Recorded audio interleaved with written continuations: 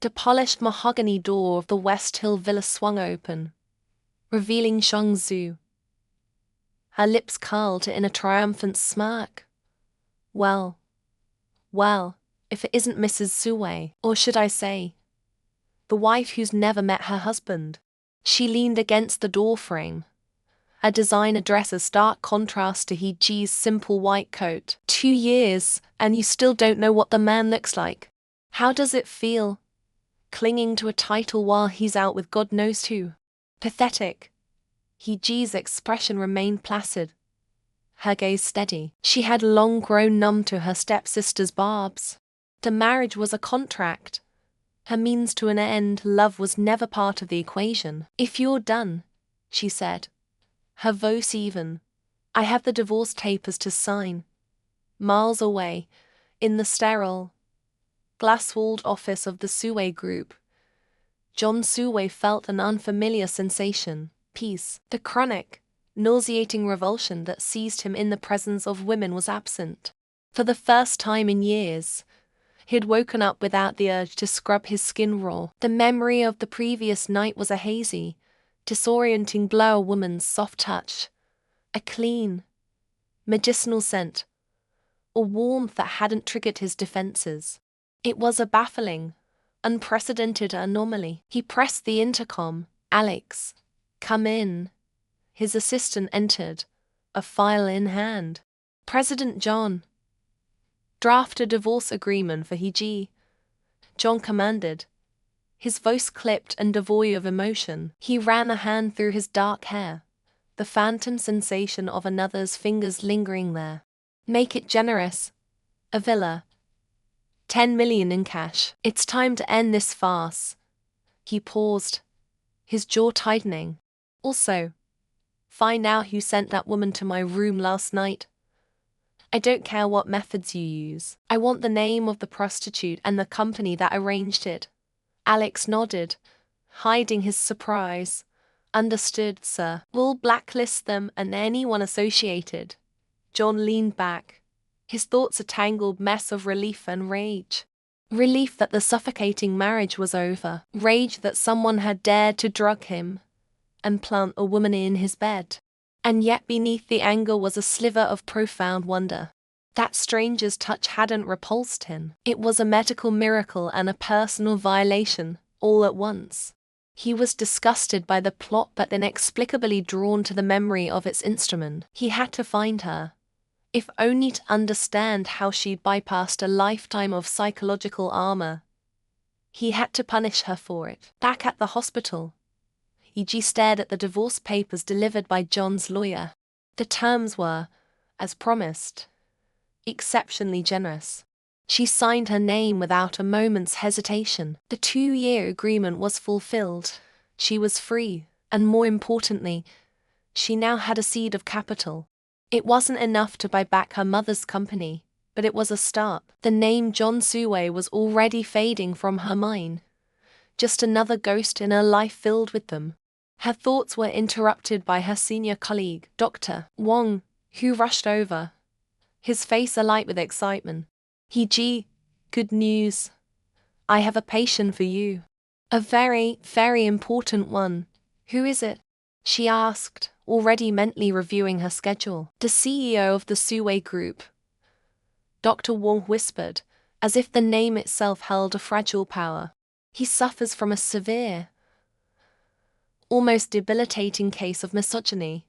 His family has tried everything, but his latest psychiatrist thinks a female therapist might be the key to a breakthrough. It's a challenge, but the pay is astronomical. He specifically requested our department. The name struck Heeji like a physical blow. Suwei Group. A cold dread, sharp and immediate, washed over her. It couldn't be. The world wasn't that small, that cruel. What's his name? She managed to ask, her voice barely a whisper. John Suwei, Dr. Wong said, beaming. This is the opportunity of a lifetime. Heeji's mind went blank.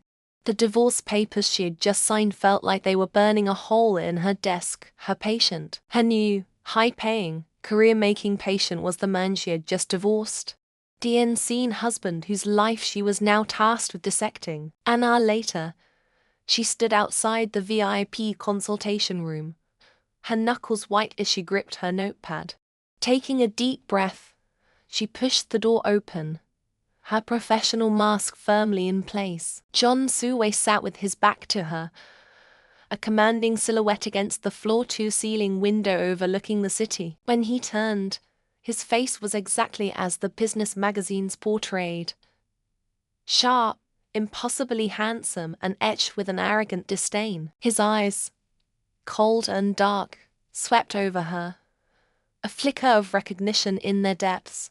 They had crossed paths once, a fleeting moment in the hospital lobby just weeks ago when he dropped a file. She had bent to help, and he had snatched it from her hand with a contemptuous glare. A cruel, mocking smile touched his lips. "Doctor, he is it." He rose slowly, his towering presence filling the room. "You seem to have a talent for being in the right place at the right time. Tell me, do you remember all your lovers, or do you discard them as quickly as you find new targets?" The accusation hung in the air, thick and insulting. He thought she was a social climber, a gold digger who had orchestrated that brief encounter, and now this appointment. Her blood ran cold. He had no idea who she was, yet his first words were a dagger aimed at a wound he couldn't see. For a dizzying moment, she wanted to turn and walk away, but then, the image of her mother's company logo, now under the control of her stepmother, flashed in her mind. She needed this. She needed the money and the connection to the Suway family. Lifting her chin, Hiji met his gaze, her voice a cool, clinical counterpoint to his heat. "President John, I am your therapist. My memory is irrelevant. My skills are what you are paying for." John Suway stared at her, a flicker of surprise crossing his features. He had expected her to blush, to stammer, to be intimidated. Instead, she stood her ground, her composure uncheckable. Against his will, he felt the strange pull. Her presence didn't trigger the usual wave of nausea. Like the woman from the other night, she was an anomaly, an infuriating, intriguing puzzle.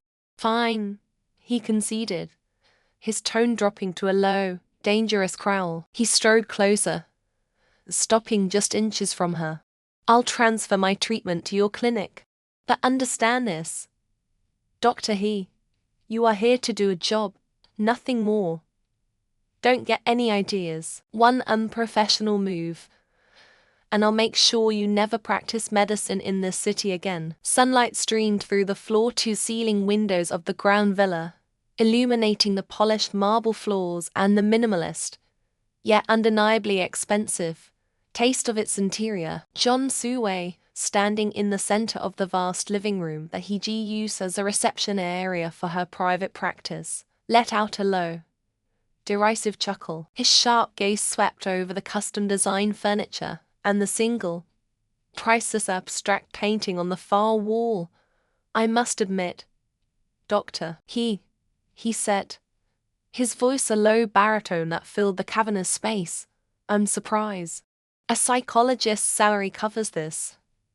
The question was not one of curiosity, but of accusation. Hiji remained perfectly composed, her posture as serene as the placid expression on her face. She gestured for him to take a seat on the sleek leather sofa opposite her. "It was a gift," she stated, her tone as clinical as if she were discussing a patient's diagnosis. "From my ex-husband." John's eyebrows shot up. "Ex-husband, we finalized the divorce last week," she confirmed, her voice betraying nothing. He settled onto the sofa, the fine material groaning faintly under his weight. A smirk played on his lips as he surveyed the room again, this time with an air of dismissive judgment. Well, he certainly had more money than sense. To buy a woman a house like this, and then let her go, he must have been blind. He paused, his eyes narrowing slightly, or simply had terrible taste. "Any man who would let you slip through his fingers is a fool." He was, of course, describing himself. "A fool," Heeji's heart gave a painful twist. A familiar ache she had learned to suppress. 2 years of a phantom marriage, and he hadn't even recognized her. Now he sat in the house he'd bought as a perfunctory wedding gift, critiquing his own choices without a shred of awareness. "We need your full name for the payment transfer," John said abruptly, pulling out his phone. The therapeutic hour was over, and he was eager to revert to the familiar comfort of transactions. "Heeji," she answered, her voice clear and steady. The name, spoken aloud, hung in the air between them. For the first time, a flicker of something other than disdain crossed John Suway's face. It was a faint, almost imperceptible confusion, as if a forgotten word was on the tip of his tongue. Heeji. The name echoed in a distant, sealed chamber of his mind, a faint and unsettling familiarity attached to it. It was the name on the divorce papers his lawyer had put in front of him, a name he had barely glanced at before signing his own. Heeji watched him, a bitter sense of irony washing over her. 2 years, she thought. 2 years of marriage, and my name is nothing more than a faint echo you can't quite place. And yet, one night as strangers, and you can't bear to be away from me. John shook his head, clearing the strange feeling. It was a common name, he told himself, a meaningless coincidence. With a few swift taps on his phone, a notification chimed in the silent room. A substantial 6-figure sum had been transferred to her account. The sound was clean, clinical, severing any lingering awkwardness. He stood, his formidable presence once again dominating the space. "From now on," he stated, his voice devoid of any warmth, "schedule all future appointments through my assistant. In advance." It wasn't a request. It was an order, reinforcing the chasm between President John and Dr. He. He turned and left without another word, the heavy front door closing with a definitive thud, leaving Heeji alone in the silent, sun-drenched monument to their failed marriage. Later that evening, the sterile silence of the villa gave way to the pulsating bass and neon haze of a trendy downtown bar. The clinking of glasses and the low thrum of conversation were a welcome distraction. Heeji, nursing a gin and tonic, sat across from her senior sister, Meng Fei, allowing the nose to wash over her. For a moment, she felt blessedly anonymous. The moment was shattered when a shadow fell over their table. "Gigi, a slick, oily voice cooed. Hiding from me in a place like this." Heeji's spine stiffened. Huyuonji. His family's company was a competitor of the Shong family, and he had been pursuing her with a relentless, predatory persistence for years. He slid into the booth beside her, his cologne cloying and invasive. Meng Fei shot him a look of pure venom, but he ignored her, his eyes fixed solely on Heeji. "I was just telling my friend how you can't take a hint," Heeji said, her voice dripping with ice. Huyuonji merely chuckled, his gaze unwavering, while Meng Fei was distracted by a passing waiter. His hand moved with practiced speed. His thumb grazed the rim of Heeji's glass, a faint, crystalline powder dissolving unnoticed into her drink as he gestured expansively. "A woman like you just needs a man who knows what he wants," he purred, leaning closer. "And I've wanted you for a very long time." The words were a chilling echo of her stepsister Shang Shuyu's past schemes. Heeji felt a wave of dizziness, the edges of the room blurring. The music seemed to warp and slow. Huyuonji's hand clamped around her wrist, his grip surprisingly strong. "Don't even think about making a scene," he whispered, his voice turning vicious. He leaned in, his hot breath against her ear. "I have a little video from the last time a friend of yours tried to set us up. It's very intimate. One click, and the whole world gets to see you. Scream. Call the police, I dare you. Your reputation as a pristine doctor will be shattered before the night is over." Panic, cold and sharp, pierced through the drug-induced fog. His predatory grin was the last thing she saw clearly before he started to pull her from the booth. From a VIP booth across the room, John Suway watched the scene unfold, a glass of whiskey frozen halfway to his lips. He was in the middle of a business negotiation, his mind sharp and focused, but the sight of that man's hands on Hiji ignited something primal within him.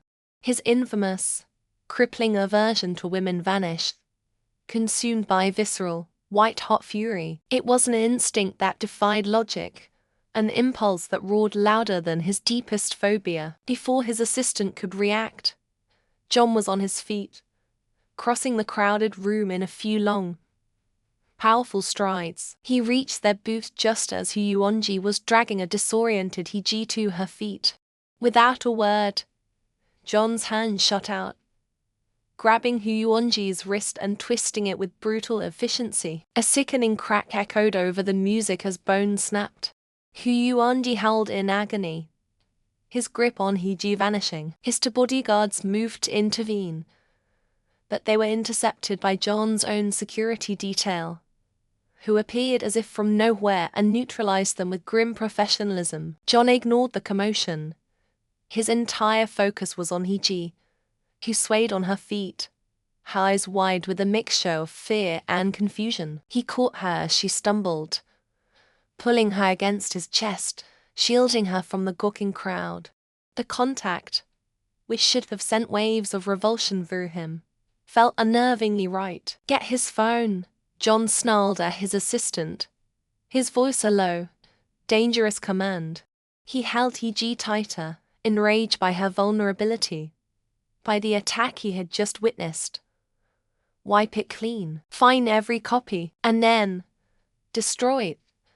His only thought was to protect her, to erase the threat, to shield this woman from any further harm or scandal. Driven by an instinct he didn't understand but could not deny, the silence in the Rolls-Royce was a physical presence, heavy and charged.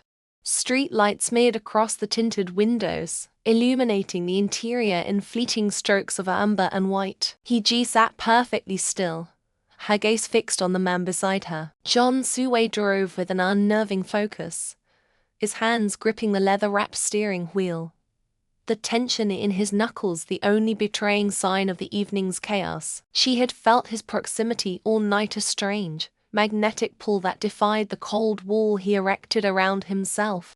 It was a familiarity that prickled at the edges of her memory. She studied his profile, the sharp line of his jaw, the severe set of his mouth.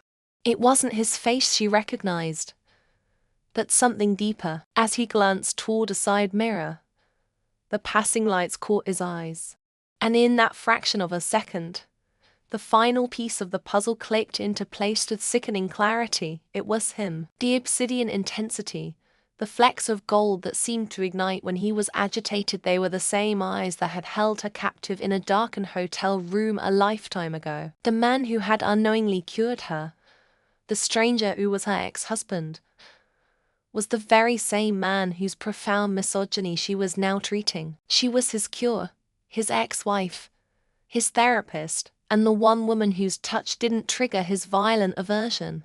The irony was a bitter pill she had no choice but to swallow. The car glided to a silent stop in front of her villa.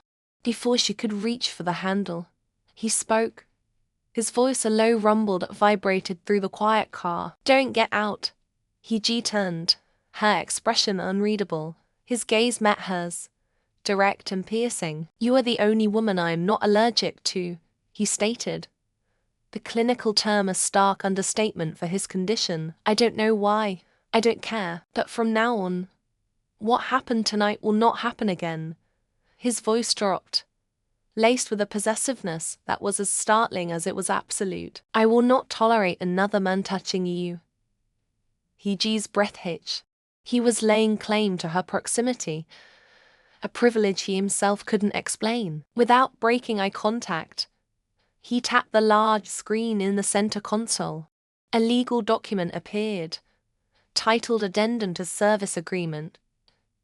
Hiji leaned closer, her eyes scanning the text. It was an extraordinary clause, drafted with the cold precision of a corporate takeover. For the duration of their one-year contract, she was to maintain a strict minimum distance of 1 meter from any man not professionally or familiarly related to her. No handshakes, no incidental contact, no exceptions.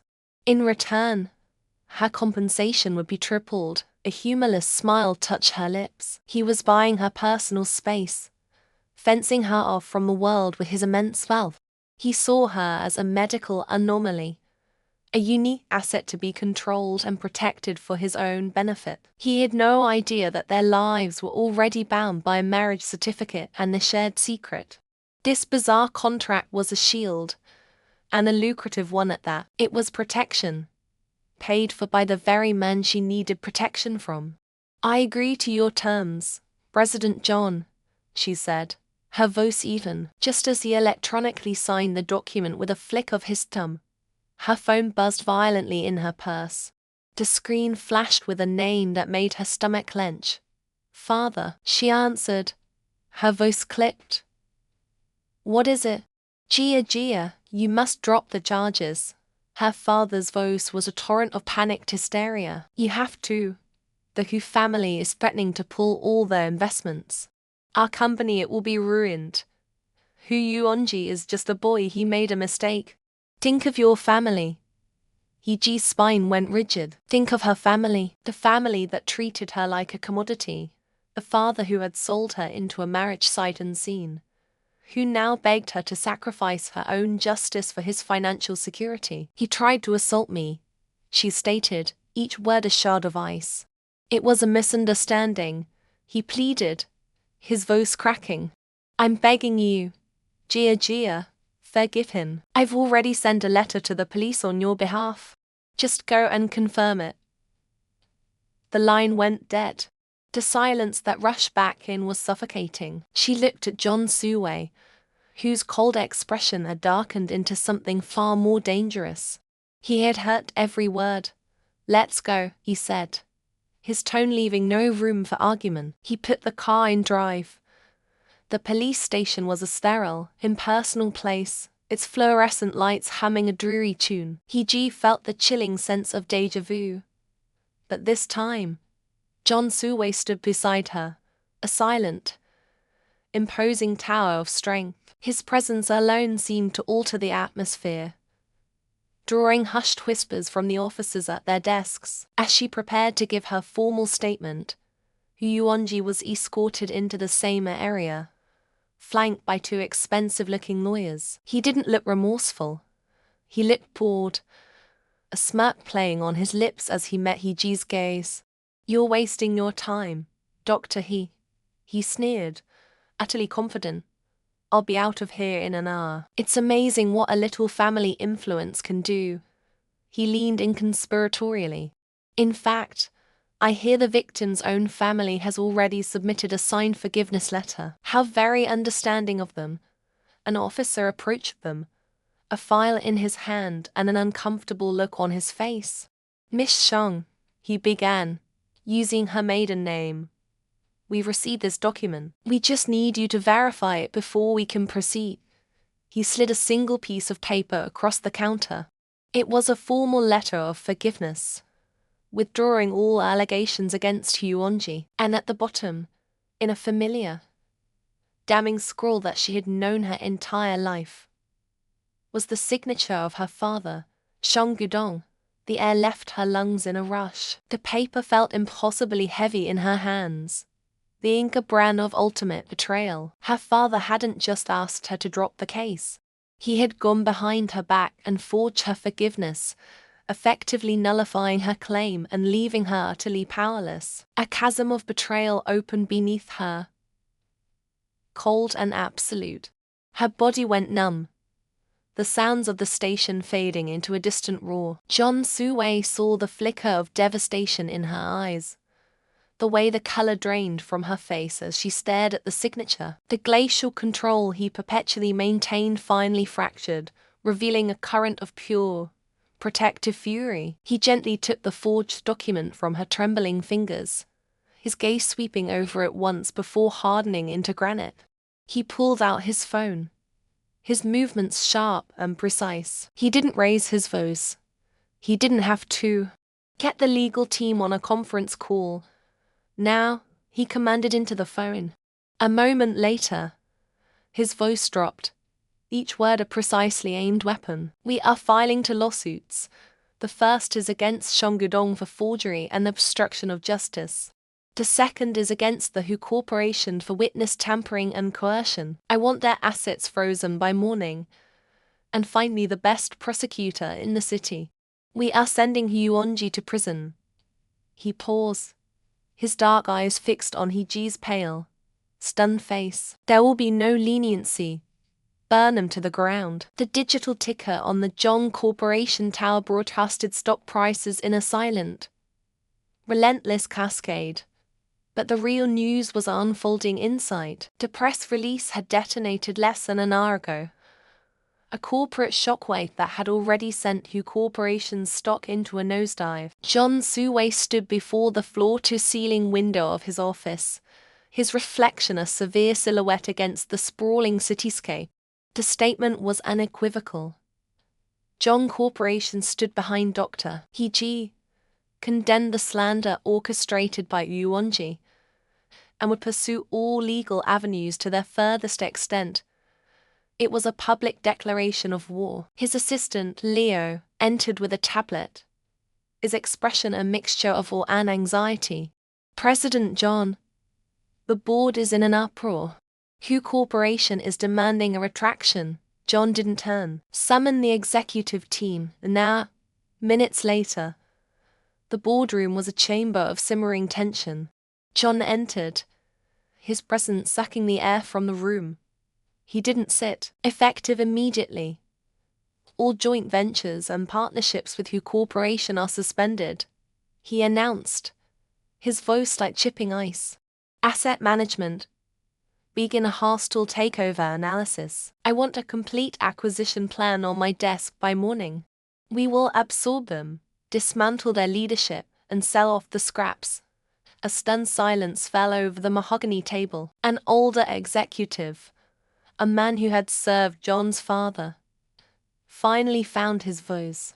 President John, with all due respect, this is an extreme reaction to a personal matter. It will destabilize the market. John's gaze locked onto him, cold and absolute. Hu Yuonji targeted my doctor. This is no longer a personal matter. It is a corporate liability. Anyone who thinks otherwise can tender their resignation. He turned and walked out, leaving a room of frozen executives in his wake. Back in his office, only Leo dared to follow. Sir, he began cautiously, forgive me for asking, but this level of protection, it's beyond what's required for Dr. He.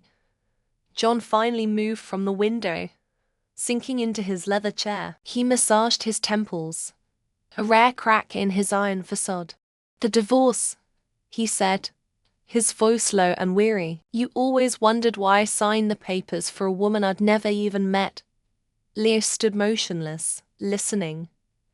It was never about ending the marriage. It was a shield. John continued, his eyes distant, lost in a past only he could see. I needed her name off every document connecting her to me, to this family. I needed her to be untouchable while I dug into the past. He leaned forward, the intensity returning to his gaze. My mother's nurse and Heeji's mother's nurse. Both worked at the same hospital. Both died by suicide within months of each other. Years ago, both incidents were quietly handled by my stepmother's family, the owners of Shong Corporation. The revelation hung in the air, heavy and poisonous. The seemingly random marriage, the inexplicable divorce, his violent reaction to Hu Yuonji all snapped into a terrifyingly clear picture. Hu Yuonji is a John said with chilling finality. A loud, stupid insect. I will crush her company to send a message to the Shangs. I'm coming for them. And when I acquire Hu Corp, I'll use its assets to leverage a position against Shong Corporation. I will burn their entire empire to the ground to find out what they did to our mothers. He looked at Leo, his expression hardening into a mask of pure resolve. doctor here central to this. She is the only thing I have left to protect. The antiseptic scent of Heeji's clinic was a stark contrast to the cold glass and steel of John's world. He arrived for his session to find her not in her usual chair, sitting on the floor with a little girl who couldn't be more than 7. The girl, Xiaoming, clutched a worn teddy bear and refused to make eye contact, her small shoulders hunched in a permanent state of defense. Xiaoming is having a difficult day, Heeji explains softly, her voice a bomb. She finds new people. Overwhelming. John's throat tightened. He saw himself in the child's averted eyes, in the cold tension of her body. It was the same fear that lived under his skin, the ingrained terror of a world that felt hostile and judgmental. He gave a stiff, formal nod, and Heeji gently led the girl to a quiet room with a child psychologist before returning to him. Today, I want to try something different, she said, gesturing toward a sleek, white apparatus in the center of the room. I call it the glass greenhouse. It's an immersive simulation designed to access and process formative memories. It will feel very real, but I will be with you the entire time. Can you trust me? He didn't hesitate. Yes. He settled into the chair as she fitted the lightweight headset over his eyes and placed sensors on his temples. The world dissolved into soft white light, then coalesced. He wasn't in the clinic anymore. He was standing in the cold, marble-floored hallway of his childhood home. The air was thick with the cawing scent of funereal lilac and his own suffocating grief. And then he saw him, a small boy no older than 8, kneeling on the floor beside the shattered remains of a porcelain vase. His small hands were trembling, his face streaked with tears. It was him. The memory crashed over him not as a recollection, but as a living nightmare.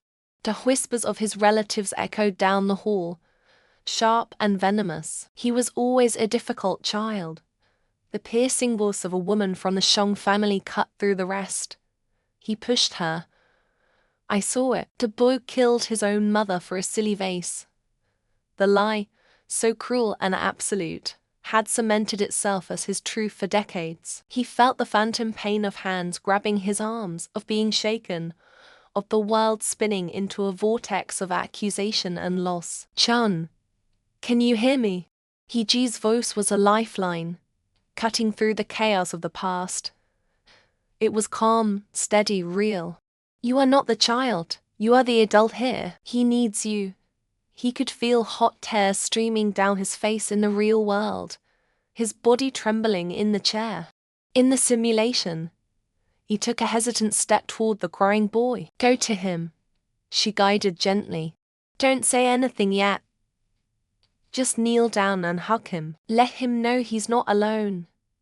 John's avatar moved, his limbs feeling heavy with the weight of 20 years of unprocessed pain. He knelt, his arms wrapping around the small, shaking shoulders of his younger self. The boy flinched, then collapsed against him, sobbing with a raw, desperate agony that John had buried deep inside himself. He held the child, his own heart breaking anew. Now, Heeji's voice whispered in his ear, impossibly close. Ask him. Ask him why he's crying. John's throat was tight. He leaned down, his lips brushing against the boy's ear. Why? Why are you crying? He choked out. The little boy looked up, his eyes wide with terror and confusion. I didn't do it, he sobbed. I didn't push her. I was bringing her a flower. The headset came off. John was back in the clinic, the polished floor reflecting the soft lights above. He was gasping for air, his face wet, his chest feeling as if a great weight had finally been lifted. Heeji was there, holding a glass of water, her expression one of deep, professional empathy. That night, for the first time since he was 8 years old, John Suwei slept. There were no nightmares of falling, no suffocating whispers in the dark. There was only a profound, dreamless peace. He woke to the grey light of dawn feeling not just rested, but whole. He realized then that Hee-ji wasn't just a doctor he could tolerate. She was the only person who had ever been able to see the broken child inside the man and offer him sanctuary. The sterile, unforgiving light of the police station interrogation room bleached all color from Hee Zhengbang's face. He sat opposite his daughter, his usual bluster replaced by a desperate, pleading tone. His wife and Shang Ruolan stood behind him, their expressions a mixture of fear and resentment. Gigi, Hee Zhengbang began, his voice cracking.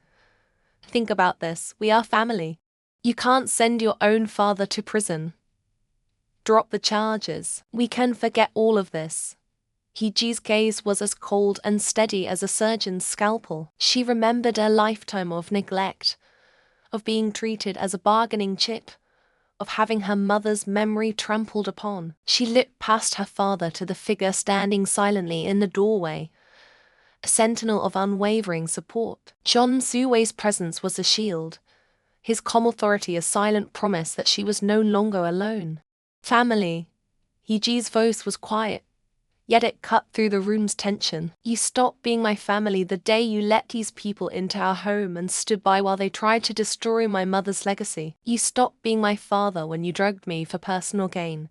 She stood, her posture unyielding. I am not dropping the charges. You will all answer for what you have done. Shang Ruolan hissed. You ungrateful wretch. After everything we... A sharp, almost imperceptible gesture from John Suwei's assistant, who stood beside him, silenced her. The message was clear. The time for threats was over. Hee Zhengbang slumped in his chair, a broken man finally facing the consequences he had so long evaded. Hee-ji turned and walked out of the room without a backward glance, the heavy door clicking shut on her past. The fallout was immediate and catastrophic. News travels fast in the world of finance.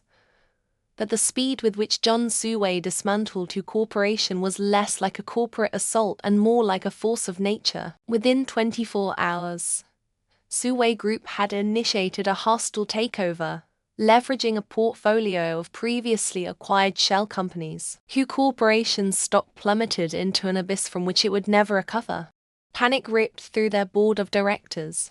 By noon the next day, a statement was issued. It was a groveling, humiliating public retraction of all claims made against Dr. Hee-ji, coupled with an apology so complete it amounted to corporate seppuku. The climax arrived at a hastily arranged press conference at Suwei Group's headquarters. The room buzzed with the frantic energy of 100 reporters, cameras flashing like a summer lightning storm. Hee-ji stood beside John Suwei on the dais, posed and serene in a simple but elegant white dress. She was not the beleaguered doctor hounded by scandal, but a woman reborn in fire. John Suwei stepped to the podium, his presence commanding absolute silence. Effective this morning, he announced, his voice a low, resonant baritone that carried to every corner of the room. Suwei Group has completed its acquisition of Hu Corporation. This was not a strategic business expansion. He paused, his dark eyes scanning the crowd before landing briefly, and with a flicker of something deeply personal, on Hee-ji. It was a reclamation. He gestured to a screen behind them, where the familiar logo of a pharmaceutical company appeared, Hee-ji's mother's company, the one absorbed and corrupted by Hu Corporation years ago. The Shanghai pharmaceutical brand, assets, and intellectual property will be fully restored and placed under the independent control of its rightful heir, Dr. Hee-ji. A collective gasp rippled through the press corps. As they scrambled to process the news, a breaking alert flashed across the news tickers on the large screens. A reporter in the front row stood, shouting over the din. President Suwei, we're getting reports that Hu Yuanji and a bartender from the Elysian Club have just been arrested in connection with the drugging of Dr. He. Can you confirm? John's assistant stepped forward. We can. The police have acted on irrefutable evidence, including full surveillance footage and a signed confession detailing the conspiracy to forge medical documents and defame Dr. He. Justice had not just been served, It had been delivered with swift, undeniable finality. The focus of every camera now swiveled to Hee-ji. John gave a subtle nod of encouragement, and she approached the microphone. For a long time, she began, her voice clear and steady. I believed that enduring quietly was a form of strength. I was wrong. She looked directly into the lenses, speaking not just to the press, but to everyone who had ever felt powerless.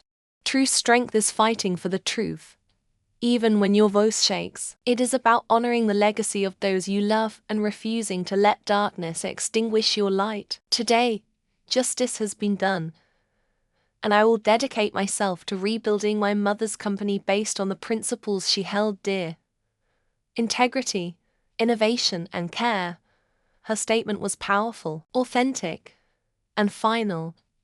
It cemented her reputation not as a victim of a vicious smear campaign, but as a resilient, formidable leader. That evening, the chaotic glare of the press conference felt a world away. John had taken her to a small, secluded restaurant nestled in a quiet corner of the city. The air was filled with the aroma of simmering broth and the soft melodies of a traditional guzheng. The tension that had been a constant companion for weeks finally began to melt from Hee-ji's shoulders. They ate in comfortable silence for a while, the unspoken understanding between them more eloquent than words. You should call me Zhang, John said suddenly, his voice soft. He looked at her across the table, his usual guarded expression replaced by an open vulnerability she had rarely seen. Or Sue, whatever you're comfortable with. President John feels too formal now. Hee-ji's heart gave a slight flutter. It was more than just a name. It was an invitation, a blurring of the lines between doctor and patient, protector and protected. It was the beginning of something new, something equal. Zhang. She tried the name on her tongue. It felt right. And you should call me Hee-ji. A small smile touched his lips, transforming his severe features. Hee-ji. As they were preparing to leave, the elderly woman who owned the restaurant approached their table. She had been watching them with kind, knowing eyes throughout their meal. You too, she said, her voice warm with the wisdom of her years. Have the same look in your eyes. A long, difficult road. But you found the right person to walk it with. She beamed at them. You are meant for each other. A perfect match.